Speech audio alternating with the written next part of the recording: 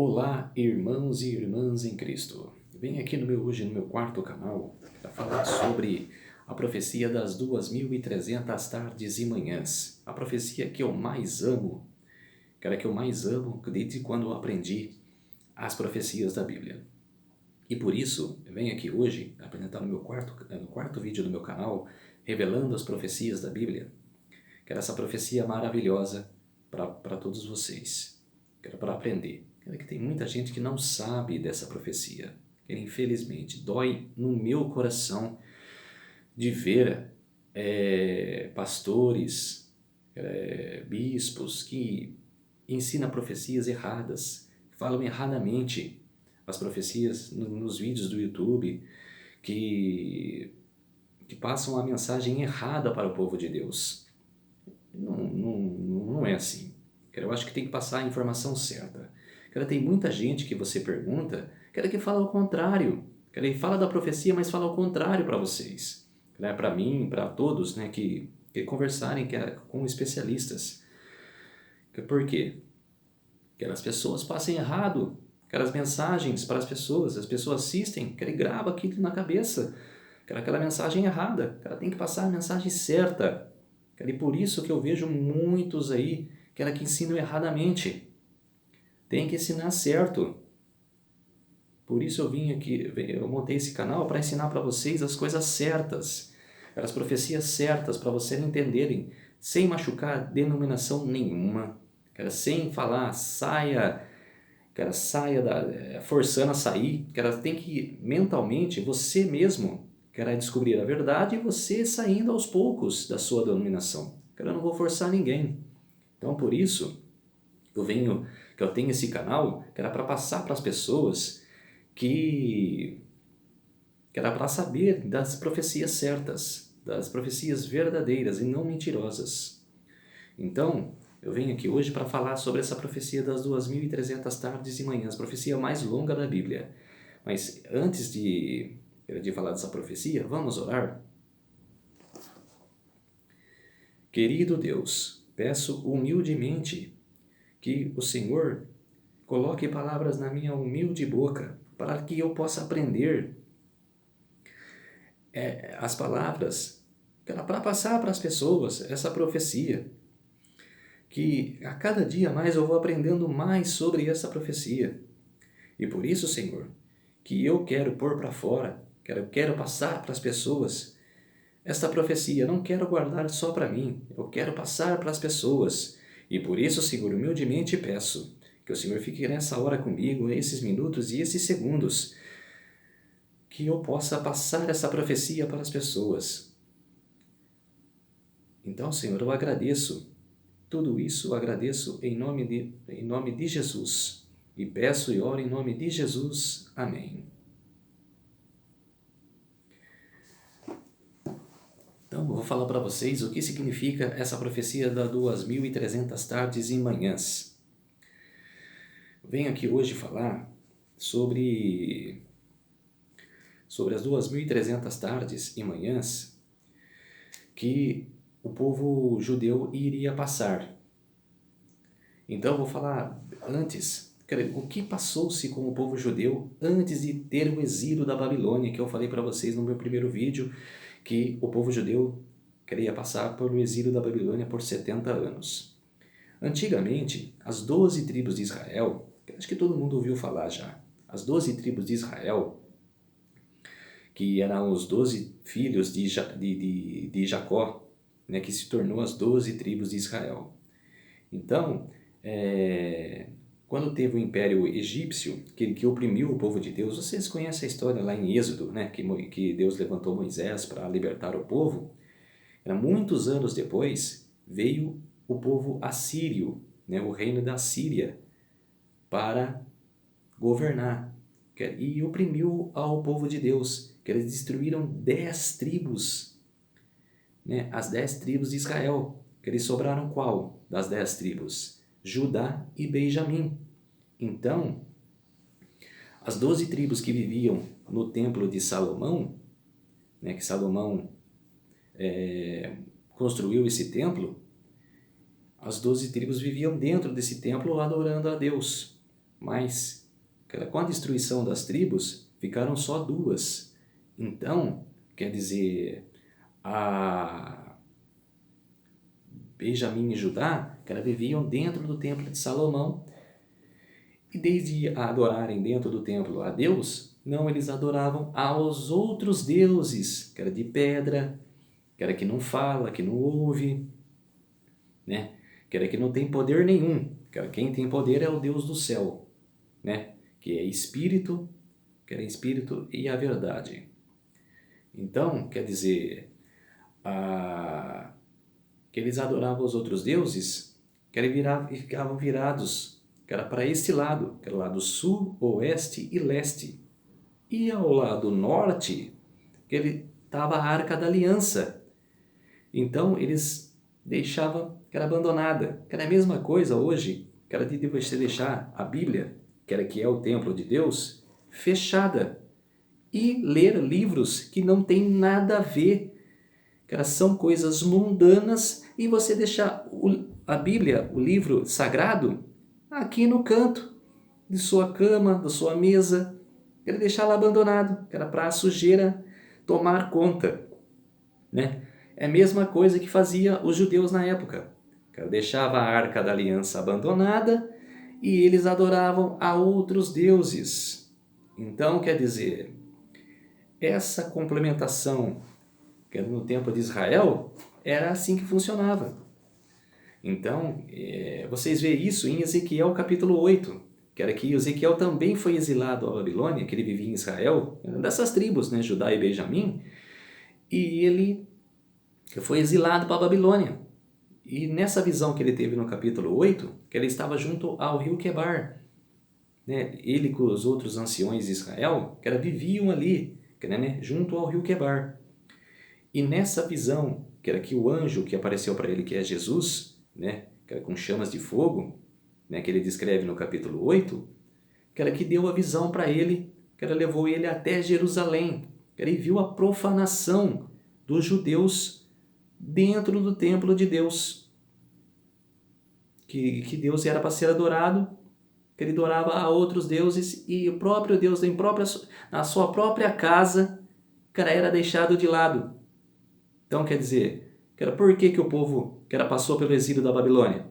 Por causa dessa profanação. Jeremias avisava, Jeremias vivia entre o povo nessa época. Ele pregava, se arrependam, voltam ao primeiro amor, voltam à palavra de Deus. E ninguém ouvia. Queriam matar Jeremias, desde ouvir a sua palavra. Então, quer dizer, por isso mesmo que o povo foi exilado à Babilônia.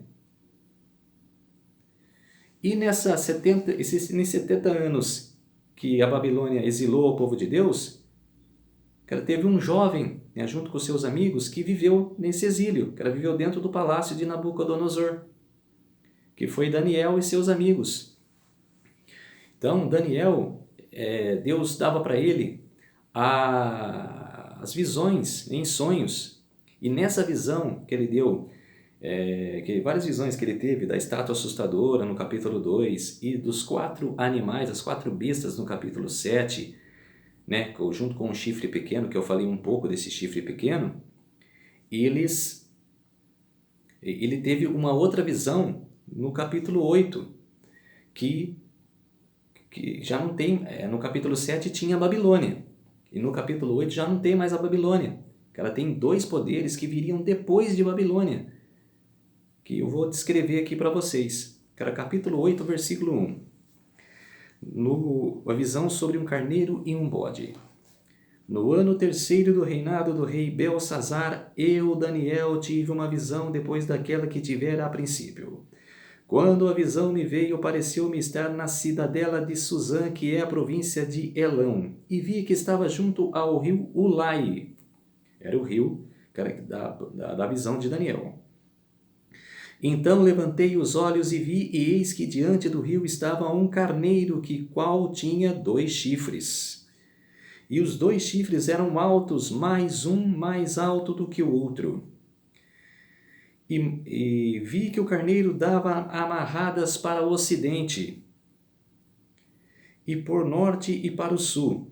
E nenhum dos animais lhe podia resistir, nem havia quem pudesse livrar-se do seu poder, e ele, porém, fazia segundo a sua vontade. E assim se engrandecia. E assim se engrandecia. O que significa isso? Que esse animal era o reino da Média e Persa, era do Média e Pérsia, que era de Ciro, de Dario, que eu falei no primeiro vídeo, né, falando das 4 bestas, né, que é descrita, que era junto à estátua assustadora, que ele faz o mesmo paralelo, que era só que Deus deu a descrição para Daniel, o que significava todos aqueles da estátua assustadora.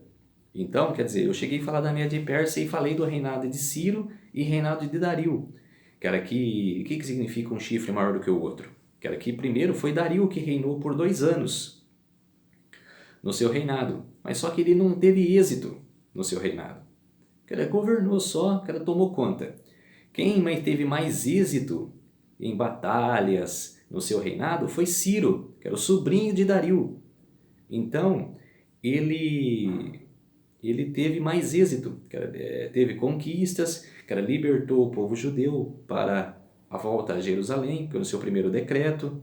Então, quer dizer, ele teve mais êxito, era por isso que o chifre era maior do que o outro, que era porque Ciro conquistou mais, que ele era o ungido de Deus. Deus escolheu ele para abater a Babilônia, que está em Isaías, se eu não me engano, capítulo 50, 49 e 50, né, que fala, que era 200 anos antes dele nascer, que era que ele seria o escolhido para abater a Babilônia, para derrubar a Babilônia, que era destruir.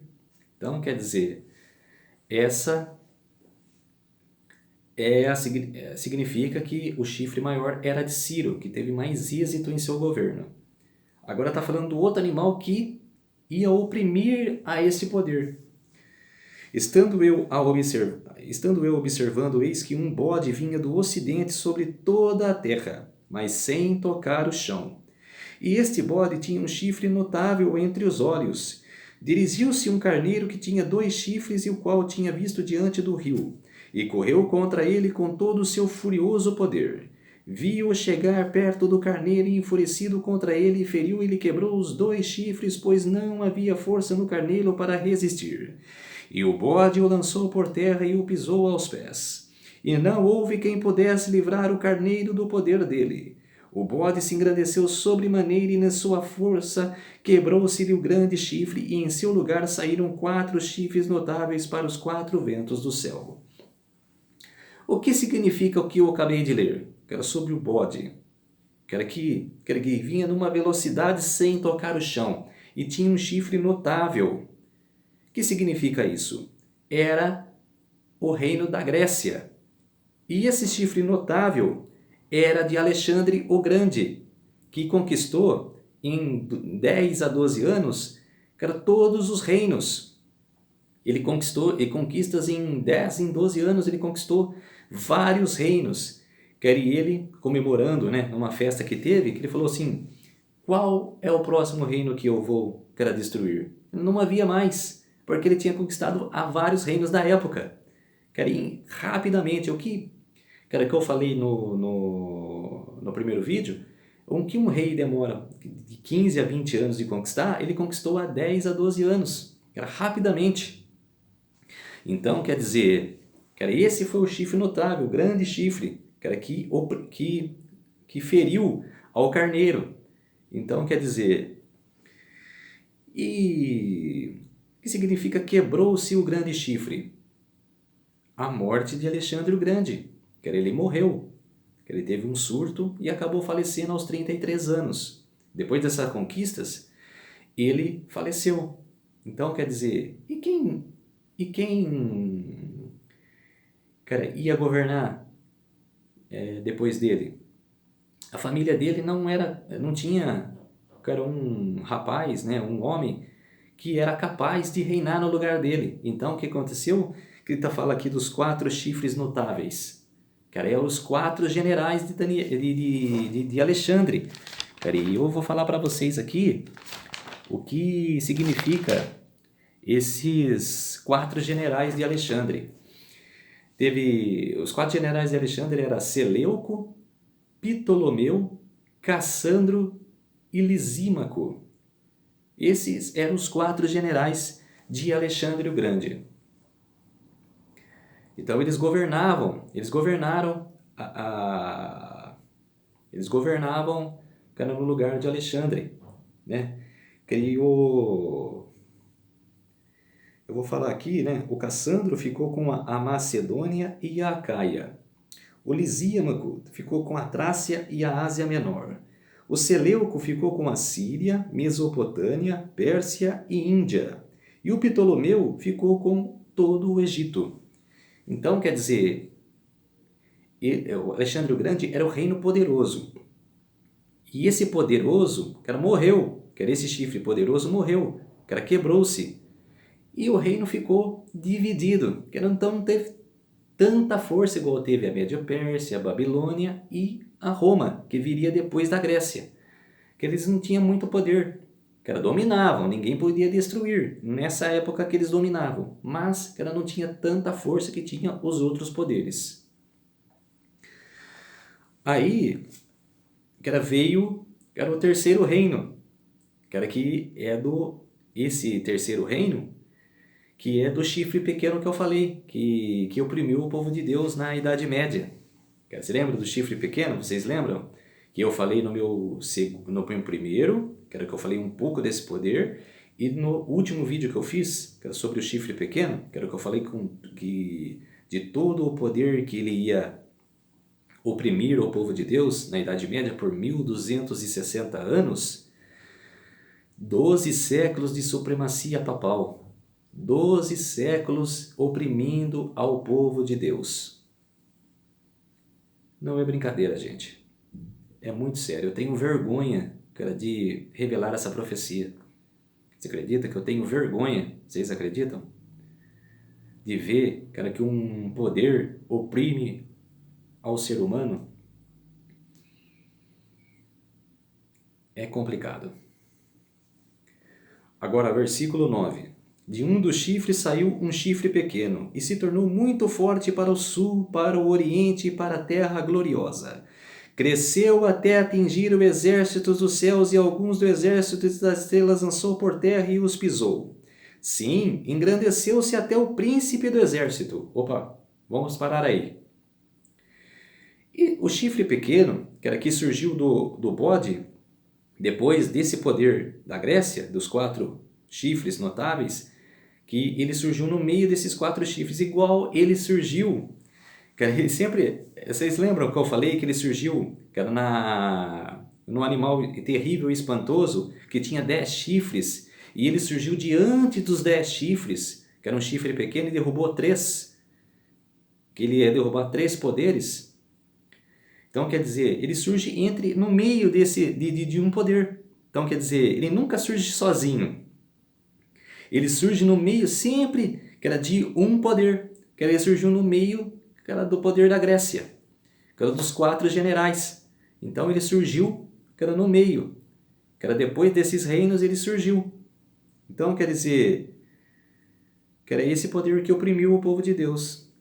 Aí pergunta aí que eu falo que ele se engrandeceu até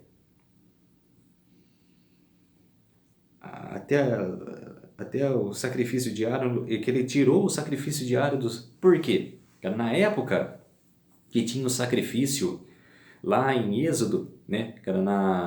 Na parte do sacrifício diário, né? Na época de Moisés, que tinha o Arão, que era o sumo sacerdote, que fazia as ofertas, né? Ele oprimiu o santuário, porque ele tirou o sacrifício, o chifre pequeno. Ele oprimiu o sacrifício, ele tirou. Ele mexeu nos mandamentos, ele tirou o 2º mandamento e ele mexeu no 4º mandamento. Ele tirou, não terá outros deuses diante de mim, não farás, imagens de escultura, nem adorarás. Ele tirou, esse mandamento. e mudou, cara, o mandamento do sábado, o quarto mandamento da lei de Deus, e mudou de guardar domingos e festas. Então, quer dizer, ele mexeu no santuário de Deus. Ele mexeu, ele purificou, ele tirou a purificação do santuário. Então, quer dizer, aí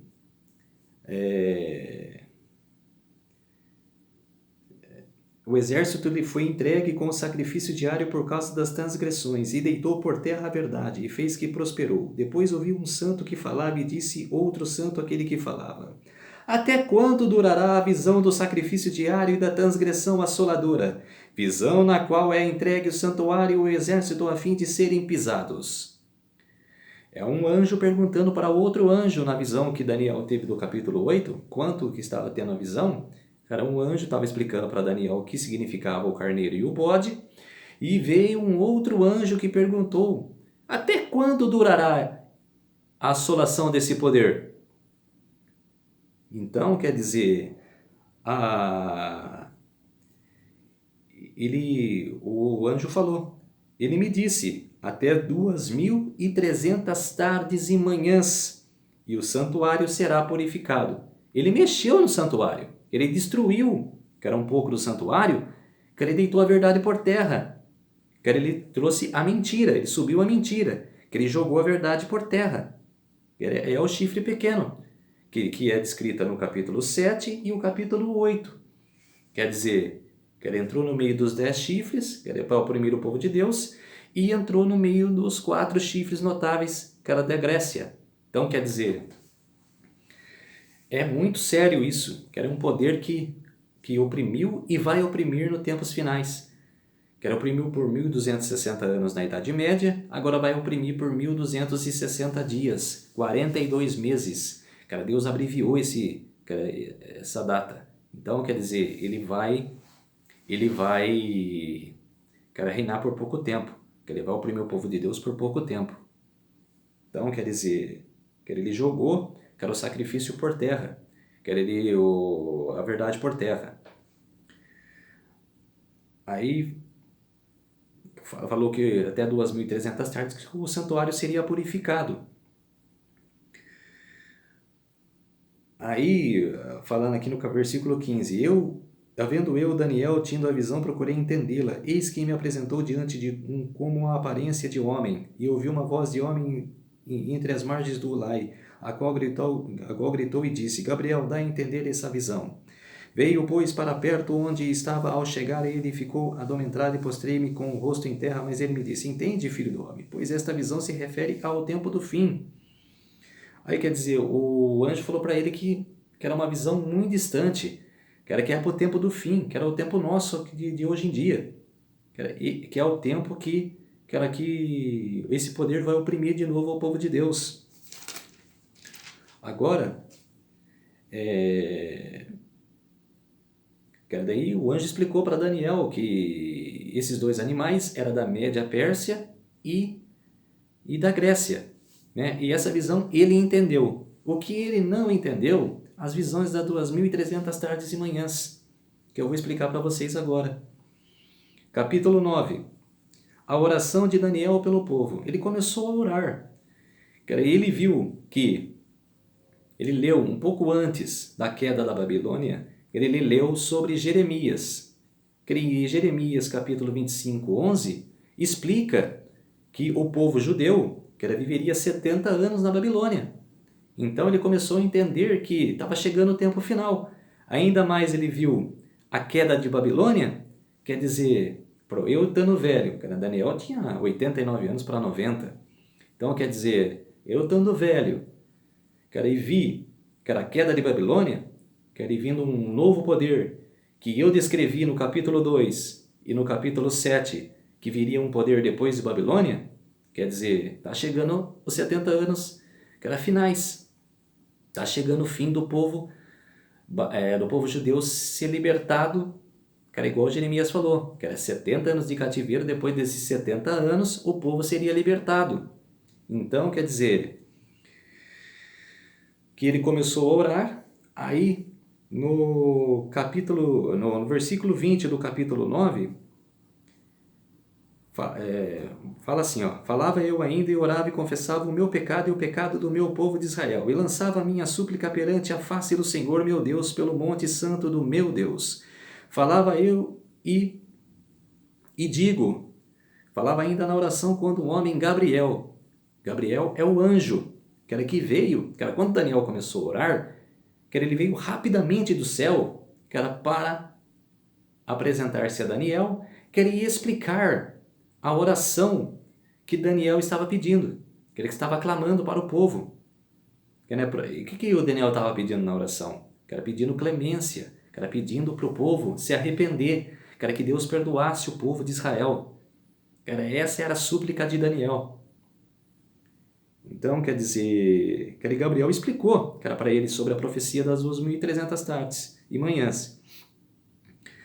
Que eu tinha observado na minha visão, ao princípio veio rapidamente voando e me tocou a hora do sacrifício da tarde. E ele queria instruir-me e falou comigo e disse: Daniel, agora sai para fazer entender o sentido.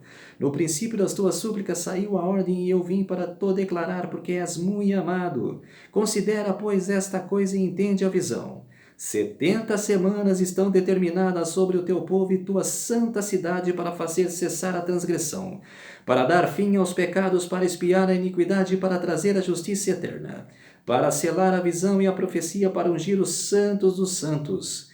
Sabe e entende desde a saída da ordem para restaurar e para edificar Jerusalém até a ungido, o príncipe. 7 semanas e 62 semanas as praças das circuncisões se reedificarão, mas em tempos angustiosos.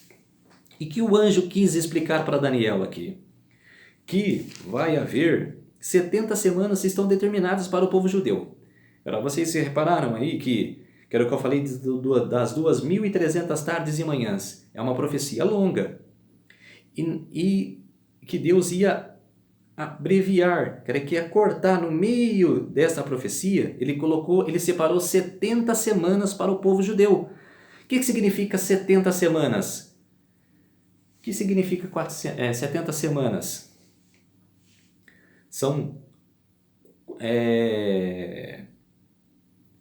essas 7 semanas, essas 70 semanas, elas são para o povo judeu se converter. O que significa? Que teve 49 anos, que teve 49 anos, que 49 anos, estou falando besteira aqui, que teve 490 anos, não 49, 490 anos para o povo se arrepender. Então, nesse meio dessas 2.300 tardes e manhãs, teve 490 anos para o povo se arrepender, que era para ser uma nação escolhida, que era para voltar para Jesus, para voltar para Deus, para aceitar a Jesus em suas vidas, igual acontece hoje. A gente não tem que aceitar Jesus quando a gente é batizado. A gente aceita Jesus em nossas vidas, a gente acolhe em nosso coração, só que todos os dias de nossas vidas a gente tem que abraçar Jesus, a gente tem que trazer Jesus para nossas vidas, aceitar Jesus em nossas vidas. Mas o povo judeu tinha 490 anos, gerações em gerações, para se arrepender. Então, no meio dessas 2.300 tardes e manhãs dessa profecia longa, foi separada 70 semanas para o povo judeu. E por que fala aqui até ungido ao príncipe? São 7 semanas e 62 semanas. Porque fala... Quem que é o príncipe ungido? É Jesus. Então, quer dizer, essa profecia está falando de o povo judeu antes de Jesus, e até a vinda de Jesus, depois de Jesus. Quer dizer, essa é a primeira parte. Essa profecia é muito longa, quer dizer, essa primeira parte foi separada, e é que eu vou falar para vocês. Hoje é a minha primeira parte do vídeo, depois eu vou fazer um outro vídeo falando da segunda parte. Então, o que acontece? Que foi separada 70 semanas para o povo judeu. Foi separada 70 semanas. Aí, eu tenho o gráfico aqui, que fala, eu tenho a Bíblia Missionária, que explica muito bem essa profecia. Então, ó, cara, 7 semanas ou 49 anos foi separada, cara, para uma parte, para o povo judeu ir para Jerusalém. E 490 anos foi separada para o povo se arrepender de seus pecados. Cara, para ser uma nação escolhida por Deus. Vou chegar lá. Beleza. Qual foi o pontapé inicial dessa profecia? 457 a.C. Por que dessa data 457?